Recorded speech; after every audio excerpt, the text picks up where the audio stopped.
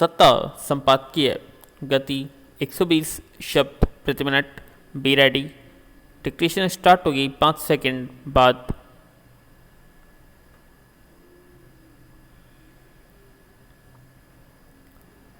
Start. पूरी दुनिया में शायद कहीं ऐसी पुलिस नहीं होगी जैसी भारत में है। किसी आंदोलन धरना प्रदर्शन से निपटने का उसे एक ही तरीका पता है, दमन। यह प्रवृत्ति बढ़ती ही जा रही है। जहाँ भी कोई आंदोलन सिर उठाता है, पुलिस अपनी लाठी बंदूक उठा लेती है। बिहार में शिक्षक भर्ती अभ्यर्थियों पर उसका शौर्य प्रदर्शन इसका ताज़ा उदाहरण है। सब जानते हैं कि वहाँ शिक्षक भर्ती प्रक्रिया में लंबे समय से टालमटोल का रवैया बना हुआ है। राज्य के वर्तमान उप मुख्यमंत्री तेजस्वी यादव जब विपक्ष में थे तो वे यह दावा करते नहीं थकते थे कि अगर उनकी सरकार होगी तो शिक्षकों की भर्ती प्रक्रिया को तत्काल शुरू करेगी ताकि राज्य की शिक्षा व्यवस्था बेहतर हो सके। नई सरकार बनते ही अभ्यर्थी एकजुट होकर अपनी फरियाद सुनाने निकल पड़े, मगर उन्हें फिर वही मिला जो पहले मिला करता था, लाठी का वार। हद यह कि खुद वहां के एडीएम तिरंगा लिए गिर पड़े, एक युवक को बेरहमी से पीटते रहे। जब इस घटना की तस्वीरें तेजी से प्रसारित होनी शुरू हुई तो पहले सरकार ने घटना से अनजान होने की भंगिमा प्रकट की, फिर इसकी जांच के लिए एक समिति गठित की। सरकारों का यह तरीका अब बहुत घिसा पिटा हो चुका है। पैरा। सरकार अगर कानून व्यवस्था को लेकर लोकतांत्रिक तौर तरीका अपनाना चाहती तो पुलिस इस तरह मध्ययुगीन बर्बरता का खुला प्रदर्शन नहीं करने पाती। किससे छिपा है कि पुलिस सरकारों की मंशा के अनुरूप काम करती है। अगर सरकार आंदोलनकारी छात्रों अभ्यर्थियों की समस्या सुनने और उसका समाधान निकालने की इच्छुक होती तो उनसे बातचीत के लिए अपना कोई प्रतिनिधि भेजती या खुद मंत्री जाते। मगर अब तो सरकारों ने जैसे मान लिया है कि लोगों की आवाज़ दबाने का एक ही तरीका है, दमन। जैसे ही कोई आंदोलन उठे उसे लाठी डंडे को बल पर रोक दो। ज़्यादा दिन नहीं हुए जब उत्तर प्रदेश के प्रयागराज में इसी तरह टेट परीक्षा में गड़बड़ी को लेकर छात्र आंदोलन पर उतरे थे और पुलिस ने बेलगाम अपनी ताकत का प्रदर्शन किया था, उसकी घोर निंदा की थी। मगर बिहार पुलिस ने उससे सबक लेना जरूरी नहीं समझा। ठीक वैसा ही बल प्रयोग पटना में किया गया। दरअसल हमारी पुलिस के प्रशिक्षण में ही दोष है। उसे आंदोलनकारियों, प्रदर्शनकारियों, उपद्रवी भीड़ आदि से निपटने का सही प्रशिक्षण नहीं दिया जाता।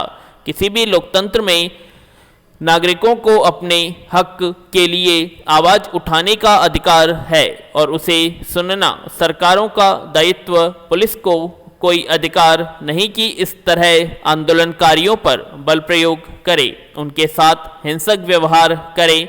अगर कहीं किसी वजह से भीड़ बेकाबू हो जाए तो हवा में गोली चलाने, आंसू गैस के गोले दागने, पानी की बौछार करने आदि का नियम है। लाठी से पीटकर अधमरा कर देने का अधिकार पुलिस को नहीं है। यह अधिकार उसे सरकारें देती है। उन्हीं के इशारों पर आंदोलनकारियों के साथ ऐसा व्यवहार किया जाता है। इस मामले में बिहार सरकार अपनी जवाबदेही से पल्ला नहीं झाड़ सकती। जिस पुलिस अफसर ने अभ्यर्थियों पर लाठियां बरसाई उसे कठोर दंड मिलना चाहिए और साथ ही पुलिस को स्पष्ट निर्देश होना चाहिए कि किसी भी आंदोलन से निपटने का क्या तरीका होगा। लोकतंत्र लाठी के बल पर जिंदा नहीं रह सकता। दमन के सहारे सरकारें व्यवस्था बनाने का दम बेशक भरती दिखती हों, पर इस तरह उनके पांव भी जल्द उखड़ जाते हैं। पैरा। बारिश का कहर। पिछले कुछ दिनों से देश के कई राज्यों में हो रही भारी बारिश से हालात बिगड़ गए। ज़्यादातर जगहों पर बाढ़ आ गई है। राजस्थान, मध्य प्रदेश, गुजरात से लेकर आंध्र प्रदेश और महाराष्ट्र तक में स्थिति भयावह है। लाखों लोग बेघर हो गए। हिमाचल प्रदेश और उत्तराखंड जैसे पहाड़ी राज्यों में तो मूसलाधार बारिश और बादल फटने की घटनाओं ने मुश्किलें और बढ़ा दी हैं। पहाड़ धंसने, चट्टानें गिरने, पुल ढह जाने और मलबे से रास्ते अवरुद्ध होने से संकट गहरा गया है। हिमाचल प्रदेश में इस साल जून से लेकर अब तक करीब 500 लोग वर्षा जनित हादसों में मारे जा चुके हैं। उत्तराखंड में भी हालात इससे अलग नहीं है। नदियां पूरे उफान पर। ग्रामीण इलाकों में स्थिति ज़्यादा विकट इसलिए है कि वहां ऐसी प्राकृतिक आपदाओं से पैदा होने वाले हालात से निपटने के पर्याप्त इंतजाम भी नहीं होते। ग्रामीण इलाकों में नुकसान कहीं ज़्यादा बड़ा होता है। खेत डूब जाते हैं, फसलें चौपट हो जाती हैं, बड़ी संख्या में मवेशी बह जाते हैं और बिजली गिरने जैसी घटनाओं में लोग भी मारे जाते हैं। ऐसा कमोबेश हर साल देखने को मिलता रहता है। पैरा मौसम विभाग का कहना है कि करीब 120 साल बाद इस बार वर्षा चक्र में अप्रत्याशित बदलाव आया है।